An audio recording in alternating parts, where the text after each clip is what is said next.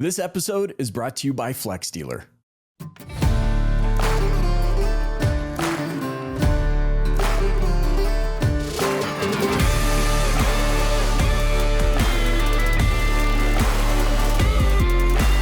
Hey, auto industry, welcome to this episode of the Dealer Playbook Podcast. Today, we are going to be talking about as many thoughts as I can come up with around artificial intelligence. More important, where you should be thinking about it. Stay tuned. Guys, what can I say? The world beneath us, the very ground beneath us has shifted. And here we are.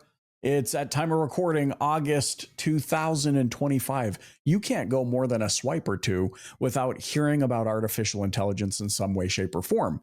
You've probably noticed when you go to Google, there's now a button that says AI mode. You probably noticed when you do a Google search, you see the AI overviews before any of the traditional organic listings. And I can't even believe I'm using the word traditional with something that's digital, because traditional used to mean, well, traditional print and billboards and TV and radio. But it's kind of an indication of how quickly things move if you're not paying attention, or maybe you're unwilling to pay attention. Well, either way, things are on the move. And I think it's only important here in a very Dealer Playbook-esque fashion that we dig into artificial intelligence. And boy, there are a million and one different places that we could start. Actually, ChatGPT would probably correct me on that number and tell me there's trillions of places that we could start. But I think here's where I want to go. First, let's set the table. Artificial intelligence is not going anywhere, and we are experiencing it at its worst. Today is the worst that AI platforms will ever be. We see governments around the world making massive investments. We see companies like NVIDIA creating chipsets that are more powerful than they've ever been. We are seeing power and energy companies boldly anticipating the future, because the energy consumption for where we're going with AI is going to be otherworldly, something we've never seen. You were worried about EV vehicle charging infrastructure and whether the power grid could help work, with that. Wait till we talk about the power consumption estimates of artificial intelligence just in a minute. But what's exciting about this is it's the first time in the last 35, 40 years that quite literally the playing field in every industry has been leveled, completely leveled. And that's kind of an exciting notion. And I think we'll talk about that in just a little bit as well, and why I see it that way. But, there's a lot of conversation out there. You can't go more than one or two scrolls on any social platform without hearing some AI or technologist expert talking about the implications of artificial intelligence. You see founders of the different AI chat companies like OpenAI's Sam Altman out there giving fireside discussions about AI and the things they're thinking about. And of course, if you go to LinkedIn, which is where I hang out the most, love to connect with you there, wink, wink, nudge, nudge. You're seeing a lot of us in the retail auto industry trying to reconcile our thoughts based on where we're seeing things today, and where, based on all of this information that we have, we think things are going to go tomorrow. Well, I think one of the biggest challenges that we're facing right now is this idea of being replaced by AI. And there's two sides to this coin. There are those out there whose voices are quite loud saying AI is going to replace your job. And then there's those that say, well, it's going to augment your job. It's going to make your job more efficient. Well, I think it's important that we kind of look at both sides of that, because the reality of it is, and I think this is where we should start because it's probably the most pressing topic when it comes to AI and AI adoption, is that if you believe AI is going to replace your job, and if you believe AI will not replace your job, in both instances, I believe you are correct. Here's what I mean by that. If you are going into job preservation mode and you're going to hang on so tightly to the way that your job is performed today, you're replaced.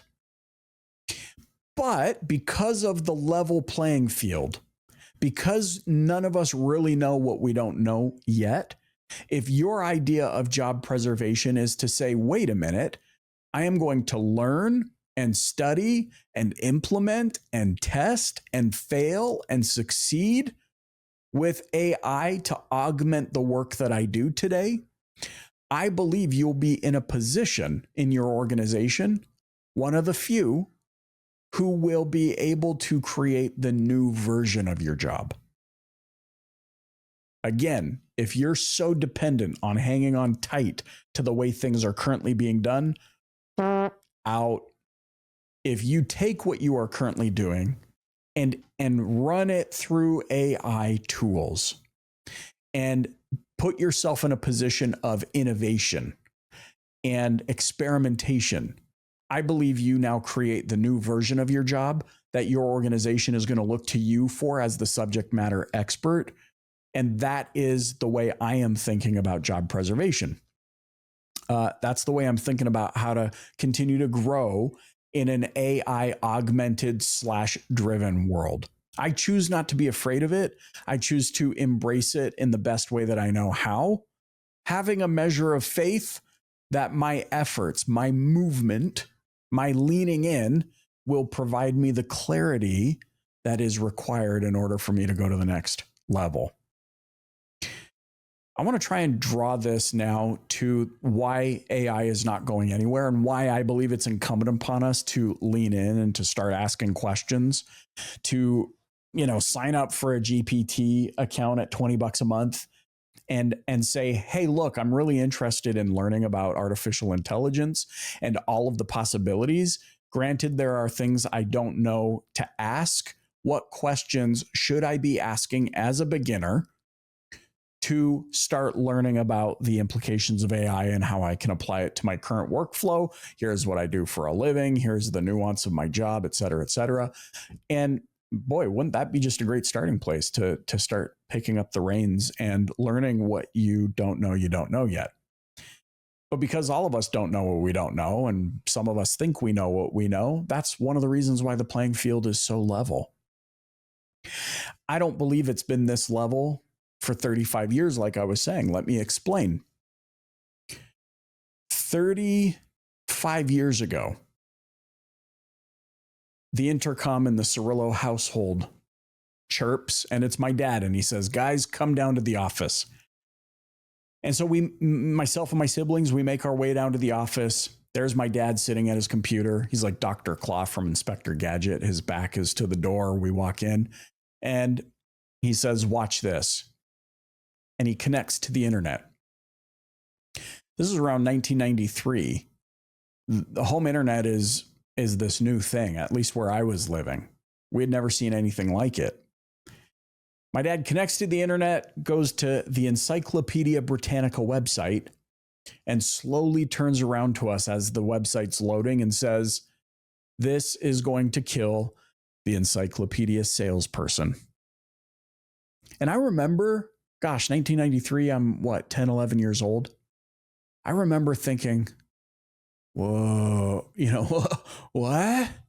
Because at that time, for you youngins, at that time, encyclopedia salespeople would come to your house once or twice a year to sell you an updated volume, A through Z or Z, of every edition of the Encyclopedia Britannica.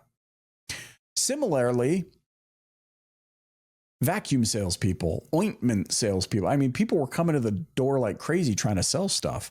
I mean, now that I've lived in Texas for a little while, I realize that door-to-door soliciting is alive and well. There's a salesperson for everything here. But you know what? My dad was so right. I was more enamored by this thing called the internet and the access it gave. But what my dad understood 35 years ago is, this thing called the internet is going to make way to level the playing field. It will absolutely get rid of jobs done the way that they had been performed up to that point. But as we all know, looking back over the last 35 years, the internet provided and created millions upon millions more jobs. Well, you know what? At this time, our family business was publishing phone books. If you want to talk about job preservation, if you want to talk about a proof point to the thesis that you need to lean into the future, we published phone books. That's what we did. And back then it took all of about 8 years for us to get out of that business before we realized the impending extinction. Do phone books still exist? Yeah. What are they doing? They're holding up computer monitors. You know, you're using it as a makeshift booster seat when you go camping.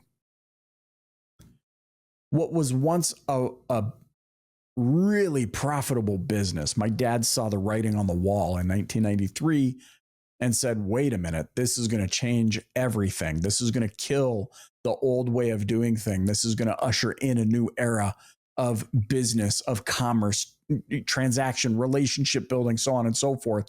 And like I said, I think we can all agree, looking back over the last 35 years, that's exactly what happened. Well, here we are again in a very critical moment in our human existence, in our human history, where the playing field once again has been leveled, where I now, like my father, look into this camera and I say, hey, AI is going to probably kill your job the way you're doing it today.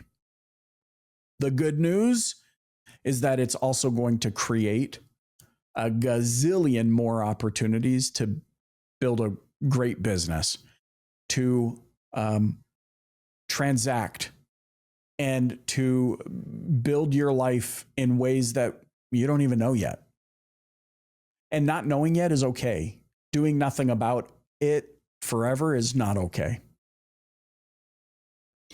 And I think, you know, for those of you that are joining me, that are listening to this, we need to really pay attention. AI is not going anywhere. In fact, it's not going anywhere to this degree, okay? You've got governments investing billions of dollars into it. You have power and energy companies anticipating the consumption needs alone of America's consumption of AI alone. You have companies like NVIDIA who are fabricating new chips, more powerful chips, faster chips to accommodate the processing power alone. Speaking of energy consumption, to just really drive this point home that it's not going anywhere, they anticipate that in the next 5 years, the energy consumption alone of AI's needs is going to be somewhere around 98 gigawatt hours. A 98 gigawatt power facility will be required in order to power America's consumption of AI. Guys, a 98 gigawatt power facility would be the size of the city of Dallas. And by the city of Dallas, I mean the Dallas Metroplex. And by the Dallas Metroplex, I mean from concrete on the west to concrete on the east, we're talking about like 80 miles. Hey, does your marketing agency suck? Listen, before we hop back into this episode, I know you know me as the host of the Dealer Playbook, but did you also know that I'm the CEO of Flex Dealer, an agency that's helping dealers capture better quality leads from local SEO and hyper-targeted ads that convert? So if you want to sell more cars and finally have a partner that's in it with you that doesn't suck, visit flexdealer.com. Let's hop back into this episode. Now, you might be skeptical. You might say, no way, that sounds way too big. Well, Mark Zuckerberg, if you go to his posts on Facebook, you'll see him speaking not just about AI, but artificial superintelligence. And you'll see a post that he put out a couple weeks ago. So we're talking about early July 2025, where he speaks of the 1 gigawatt hour power facility that they're building for AI, for their AI superintelligence, for their Llama model. And they superimposed the square footage of this building over the island of Manhattan. This is where you do the Tim the Toolman Taylor. You go, huh? A power facility the size of Manhattan, 1 gigawatt hour, and they're saying 98 gigawatt hours. AI is not going anywhere. This is it. It's here. And it's incumbent upon each of us to be thinking to the future. What don't I know that I should know? Well, you can ask GPT. What are the possibilities inside of what I currently do? Get the answer and start moving. Start taking action. Start experimenting, start failing, start moving forward with it because it's here. But all of this, while kind of scary, right? I mean, don't get me wrong. I've gone through the motions. There are times where I'm like, wait a minute. You're telling me that AI models now are creating their own code set to never be able to shut down, to never be able to self-destruct or to be prompted to destruct? No. What? Are you serious? What happens when these models fully integrate with a 98 gigawatt power facility that can just like become its own Tony Stark or Iron Man or whatever? It's kind of scary. There's been moments through all of this as I've been learning more and more about it and where things are going and the worries of Sam Altman talking about his worries about misuse and fraud and bad actors and just people getting their hands on such powerful technology that I'm like, wait, if we can't shut this down, if this creates its own non-self-destruct code, if people are going to be using it bad, how do you unplug it? How do you unplug something that can't be unplugged? And this is where the opening credits of the Terminator start. But, okay, are you listening? Are you leaning in? Are you wondering where I'm going with this? I'm going to hedge my bet on something. I'm open to being wrong. I'm open to this podcast episode playing in the future with AI robots walking around everywhere being like, ha, what an idiot. But I'm going to hedge my bets here. I'm going to make a prediction that as technology becomes an even deeper part of our lives, of our society, of what drives the economy, of governments, of quite literally everything we do, that our desire will be for human connection. There's something innate in each of our DNA, whether we want to admit it or not, whether we're extroverted or introverted, where given enough loneliness, surrounded by too much of the unnatural, our human desire is to connect with another human. And there's reasons for that. Humans can trust one another. We not only desire to trust, we desire to be trusted. We not only desire to love, we desire to be loved. We not only desire to see, but we desire to be seen, to have empathy one for another, to make somebody else feel good, to be of service and to be useful. And it's not really productive for us to go down the wormhole and say, we're all going to be replaced. None of us are going to have to work. None of us are going to have to exist. The robots are going to take over. They're going to take all of our jobs. They're going to do all these things. There's just no sense in doing that. What we should be doing is saying, what don't I know that I should know? What questions haven't I asked that I should ask? What can I learn that I need to learn? What can I do to create the next version of the work that I do? And most importantly, how can I utilize the technology to do what I think is going to be the most important thing here in the future? Speed up human connection. Speed it up. Let's get from technology to handshake, to warm embrace, to community, to collaboration, to connection as quickly as possible. Because the thing that we are going to desire then, that we desire now, is to connect in a meaningful way with another human being. So maybe you're a dealership of the future. What are human beings in the future going to want? Connection. Newsflash, What do human beings of 2025, of 2000, of 1950, of 1900 want? They want connection. And so if we look historically and also to the future, if we look inward as well as outward, what we realize is that even in a technology dominated or augmented or driven world, as long as human beings exist here, we need to place our chips on human connection, human experience, human love, human trust, empathy, idea exchanges, and so forth. My prediction is that we will go through phases where we're like, I love AI. It makes me feel like a magician. I can do things that I never could do. I can code. I know Kung Fu. Right? Then we're going to kind of push back on it. We're going to be like, wait a minute. Who's regulating this? Maybe I don't like that it's integrated into everything and knows everything about me. I know we joke about Facebook and all these companies knowing everything about us, but like maybe I don't like that anymore because it knows me better than I know myself. And that's kind of creepy. And then we're going to accept and we're going to be like, actually, maybe I do like that it knows everything about me. And before you know it, we're going to be walking down the street. Robots are going to be delivering our Amazon packages like humanoid robots. It's going to weird us out at first, and then we're going to be like, it's kind of convenient. And then we're going to accept it. And before you know it, we're all in the opening credits of the Jetsons, right? But even in the Jetsons, there were families, there were communities, there were businesses, and there was humanity. And so I guess where I want to get us to is just that. If I had to place my bets on the playbook here, it's to learn as much as we can, to not be afraid, to move forward boldly, excitedly, with the purpose of helping other people connect in more meaningful ways.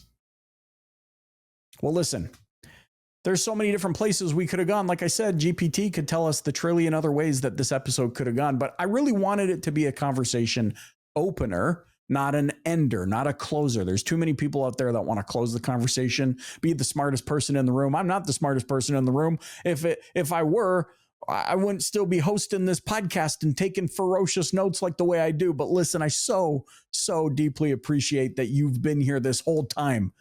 Are we going on 14 years? No, 11. How many years are we at? We're at so many years. You've been here. I'd like to say thank you to all of the new listeners and subscribers. It means the world to me.